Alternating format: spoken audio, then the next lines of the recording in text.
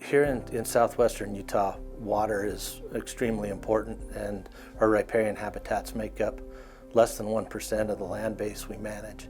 However, they're extremely important, and they can also serve as indicators of the overall health of the landscape. And so this Birch Creek project is part of a larger landscape scale project that was designed to help with all aspects of BLM's multiple use mission. We were working on implementing stream structures in this stream, and a lot of work has been done previously here too. Work has been done here since 1976, so it really gives you an idea of the importance of the stream. This is a pure strain of Bonneville cutthroat trout, and we were looking at making pools and riffles to improve the habitat for trout, as well as expand the riparian extent. We had these improvements based on a very large cooperative project with Division of Wildlife Resources, U.S. Forest Service, Anabrant Solutions, Utah State University. We were able to partner and come out here and design a project which would benefit Bonneville cutthroat trout. Birch Creek has a remnant population of Bonneville cutthroat trout. This population is unique because it hasn't ever been stocked or added to, so this is a pure population. It's only in this stream. It doesn't have connection to anywhere else. So it's very unique in that. It's definitely something that the BLM and our partners want to conserve and save. In this location, Birch Creek only has 1.5 acres of stream habitat available for the Bonneville cutthroat trout, which is not a lot, considering most trout have a much bigger area where they live, and they can't migrate anywhere else. So that's why we're really concerned with restoring this area, making sure that the habitat is there for the Bonneville cutthroat trout, and it's good habitat. They have all the resources they need as well. You know, sometimes these streams might even be kind of overlooked on the landscape. It's pretty small. It's not what many people think of with their, rushing river that you can float down. But, as we work in these systems and we learn just how valuable a little bit of water on the landscape is, to fish, to the riparian habitat, to wildlife, birds, sage grouse. That little bit of water and the riparian area that it supports is so valuable on the landscape.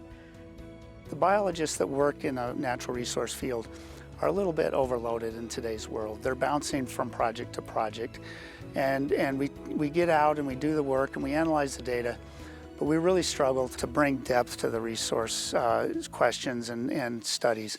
And so the university is able to put more manpower into it, maybe make it a student project, in some cases even a thesis, and they're able to answer questions in much greater depth than we can as managers.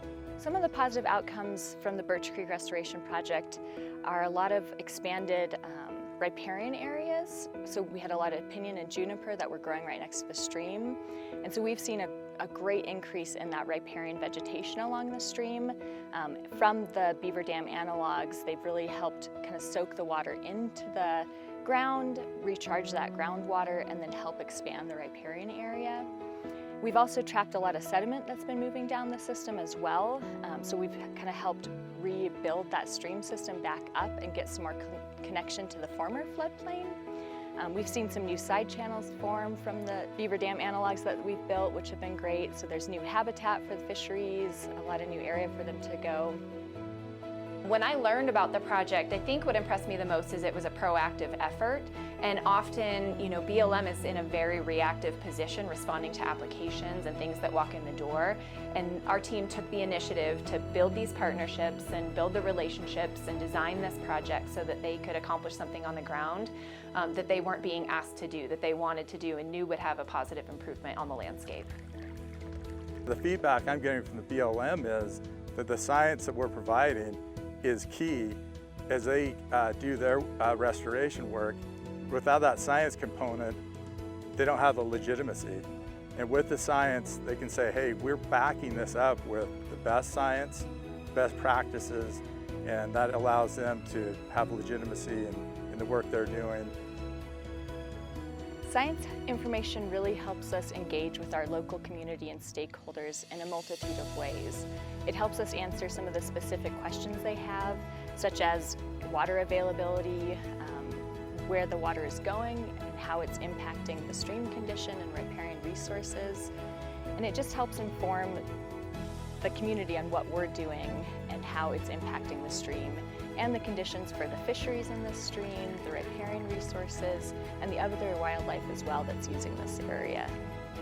We want to have the science to back our decisions so we can issue a sound, defensible decision, because these days everything seems to be litigated, and we want to minimize that litigation. And if we are litigated, that's fine, but we want to have that science to back up our decision, and we'll be on solid footing and we'll prevail with litigation.